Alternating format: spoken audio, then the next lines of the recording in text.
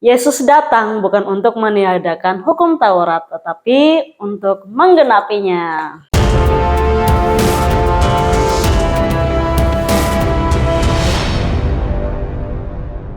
Halo guys, kembali lagi bersama konten Lost Child.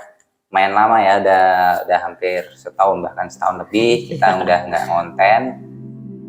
Kali ini kita coba untuk kembali membuat sesuatu yang baru.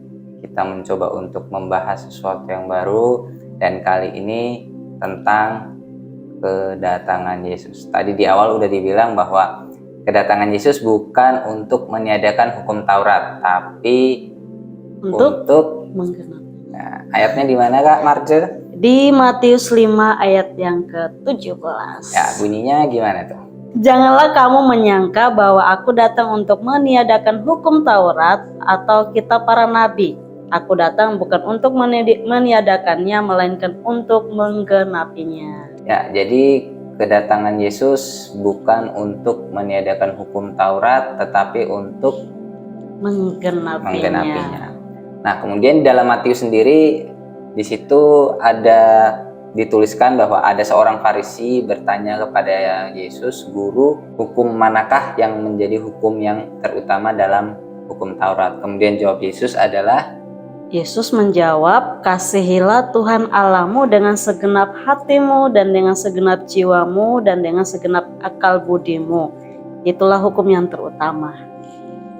Kemudian dilanjutkan lagi, hukum yang kedua, kasihilah sesamamu manusia seperti dirimu sendiri. Nah, jadi di sini jelas ya bahwa Yesus datang ini dan seperti menyederhanakan hukum Taurat. Kadang kan kalau kita melihat hukum Taurat, membaca dan menghafalnya kan agak susah tuh ya, 10 gitu kan. 10 hukum, dan ternyata oleh Yesus disederhanakan dan menjadi lebih substansi.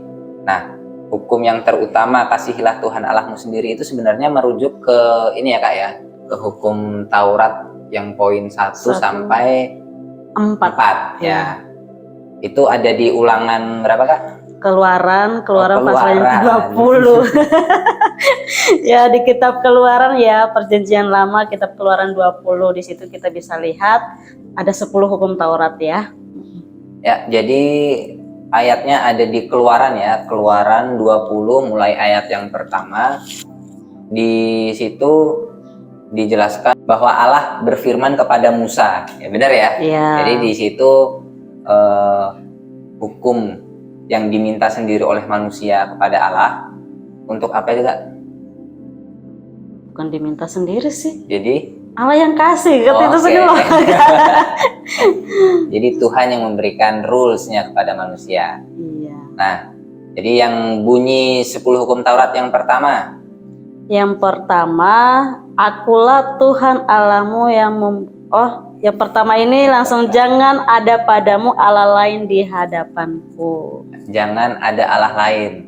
Nah, kalau misalnya kita tarik kepada zaman sekarang ini, Allah-Allah lain itu bentuknya gimana sih Kak? Sebenarnya kalau yang pertama ini ya, jangan ada padamu Allah lain di hadapanku. Dan kita juga ketahui ya teman-teman bahwa latar belakang dari Keluaran ini kan dikasih hukum Taurat ini kan untuk bangsa Israel pada waktu itu. Nah, pada zaman itu kan kenapa Tuhan tekankan bahwa jangan ada padamu Allah lain di hadapanku, karena zaman itu ada masih percaya dengan dewa-dewa yang lain. Nah, Tuhan tegaskan kepada bangsa Israel, karena kan ketika Tuhan kasih 10 hukum ini kan otomatis ini sebagai perjanjiannya Tuhan dengan bangsa Israel ya. Jadi Tuhan bilang jangan ada Allah lain yang kamu sembah, karena pada waktu itu ternyata ada juga kepercayaan dewa-dewa yang lain. Jadi Tuhan nggak mau diduakan seperti itu. Tuhan tidak mau diduakan. Nah, kemudian yang kedua. Yang kedua di sini, jangan membuat bagimu patung yang menyerupai apapun. Berarti itu kondisinya benda yang disembah gitu ya. Iya. Kalau mungkin di Indonesia ini pohon, pokoknya Bisa benda-benda jimat-jimat gitu bisa jadi kah? Bisa. Bisa ya. Soalnya kenapa Tuhan tulis ini? Karena Tuhan mau tegaskan juga bahwa dia itu berbeda dengan kepercayaan dengan benda-benda tersebut. Dia itu adalah seorang pribadi ya. Dia itu roh adanya, artinya dia hidup, bukan seperti benda-benda yang dijadikan oleh orang-orang yang nggak percaya untuk mereka sembah dia. Padahal sebenarnya Allah yang bangsa Israel pada waktu itu sembah adalah Allah yang hidup ya. Jadi tidak bisa disamakan dengan patung atau benda-benda atau pohon-pohonan yang lain. Benda mati yang Iya. disembah untuk apa? Kemudian selanjutnya yang keempat adalah yang ketiga apa keempat? Iya, ketiga. Yang ketiga adalah Jangan sujud menyembah kepadanya atau beribadah kepadanya. Ini ada sangkut paut juga sih ke semuanya ya. Karena Allah itu hidup, Allah itu adalah seorang pribadi, makanya ada kata-kata kan Allah itu cemburu kan, ya, karena Allah memang yang cemburu ya. Iya, karena dia nggak mau kalau bangsa Israel itu melakukan sesuatu yang sebenarnya tidak boleh terjadi, disamakan dengan dewa-dewa yang lain atau patung-patung yang pada saat itu mereka ketahui gitu. Nah, kemudian yang ketiga adalah jangan menyebut nama Tuhan Allahmu dengan sembarangan. Nah, oke, lanjutannya. Sebab Tuhan Allah memandang bersalah orang yang menyebut namanya dengan sembarangan. Nah, ini contohnya gimana sih Kak sebenarnya? Kalau orang latah gitu termasuk nggak itu? Sebenarnya kalau latah itu kan memang kepribadian manusia itu sendiri ya. Kan kita nggak ya mungkin ada yang karena memang terpatri nama Tuhan dia gitu ya. Jadi ya kalau latah kan itu sudah terkadang kondisi yang memang tidak bisa kita hindari kalau memang sudah kenyataannya seperti itu ya. Respon spontan iya, ya. Nah, berarti ini yang dimaksudnya gimana nih Kak? Kalau menurut saya secara pribadi ya tidak tahu tanggapan yang lain, hanya saja di sini jangan menyebut nama Tuhan Allahmu dengan sembarangan. Ini kan pada waktu itu nama Tuhan itu adalah nama yang sangat terhormat ya. Sakral. Iya, sangat sakral banget. Jadi maksud daripada kalau menurut saya maksud dari jangan menyebut nama Tuhan Allahmu dengan sembarangan itu karena memang tidak layak untuk kita samakan dengan sesama manusia ya yang bisa kita sebut namanya dengan bisa bebas. Tapi memang pada waktu itu nama Tuhan itu memang sangat kudus banget hingga sekarang seharusnya ya. Jadi kita memang harus menghormati akan nama Tuhan itu. Jadi maksudnya berbeda dengan bangsa Israel pada waktu itu. Kenapa ditekankan buat mereka supaya Tuhan itu mau kasih perbedaan. Jadi nama Tuhan itu adalah sakral yang dimana punya kuasa dan berbeda dengan dewa-dewa yang lain. Ketika diperlukan baru dipanggil namanya, tapi kalau nggak diperlukan ya sudah nggak dipanggil. Tapi berbeda dengan Tuhan. Tuhan ini selalu ada kan, jadi namanya itu dalam kondisi apapun dia selalu punya kuasa namanya. Jadi bagaimana kita menghormati itu ya kita hargai. Kita hormati kuasanya Tuhan itu. Termasuk kalau misalnya zaman sekarang itu kadang ada kan orang yang dikit-dikit bawa nama Tuhan, dikit-dikit bawa nama Tuhan.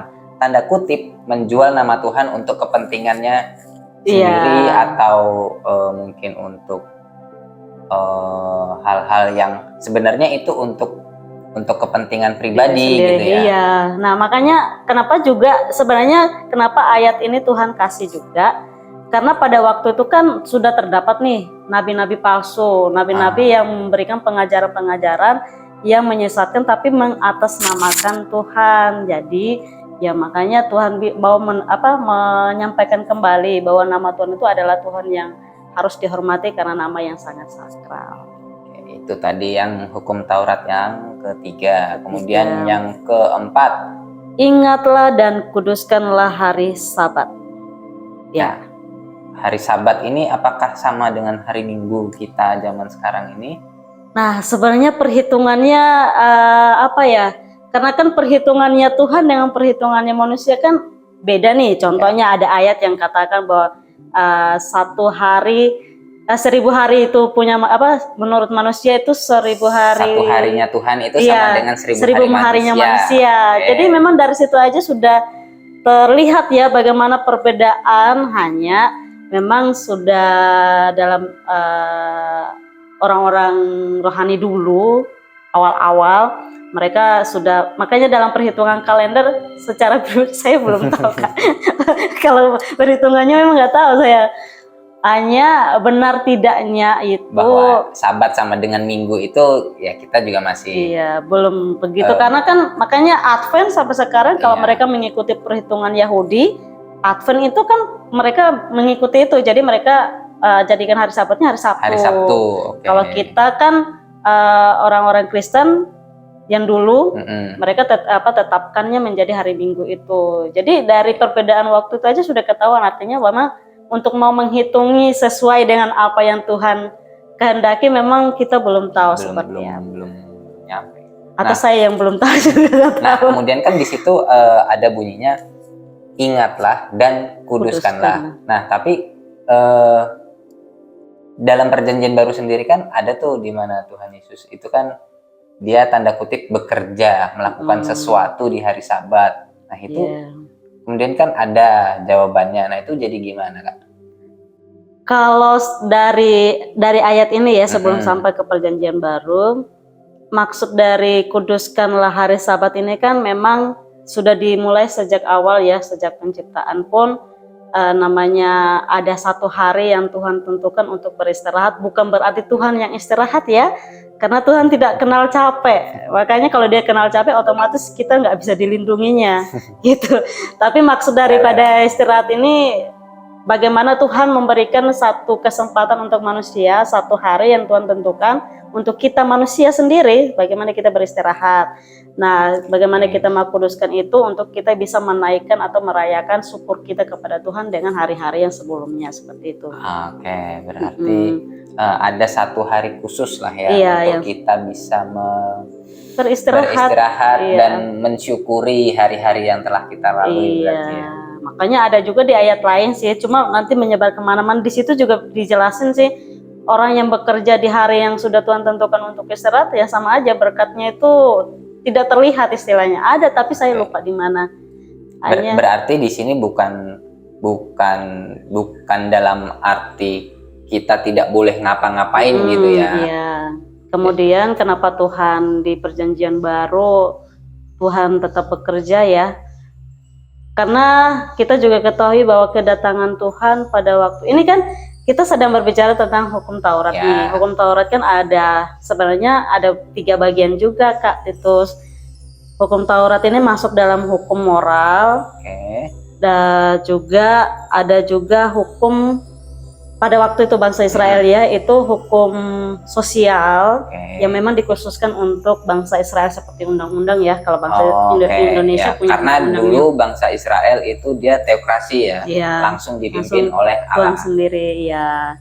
Jadi dia punya undang-undangnya sendiri. Yang ketiga ini ada hukum tentang liturgi, tata cara ibadah dan lain sebagainya. Nah, jadi kenapa ayat yang dimaksudkan Yesus datang untuk tidak meniadakan atau tapi dia menggenapi itu artinya bahwa dia tidak menghilangkan hukum liturgi itu.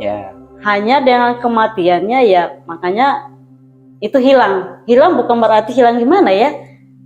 Menggenapi. Lebih fleksibel. Iya, dia menggenapi karena kalau kita ikutin liturgi perjanjian lama itu kan ada persembahan hewan-hewan dan lain sebagainya. Tapi dengan Yesus datang menggenapinya itu sudah tidak berlaku untuk kita perjanjian baru. Bagaimana kita tidak lagi mempersembahkan liturgi yang seperti bangsa Israel dulu ya. Jadi itu. Berarti kan kasihilah Tuhan Allahmu dengan segenap hatimu, segenap jiwamu dan dengan segenap kekuatan, akal budi. Nah, itu kan berarti dengan semua yang ada di diri kita ini kan ya Kak ya. Berarti kita harus menguduskan. Iya. Untuk ya, jadi Nanti untuk yang hukum kedua akan kita bahas di episode selanjutnya. Jadi untuk episode kali ini kita sudahi dulu dan bye. Apa sih kata itu?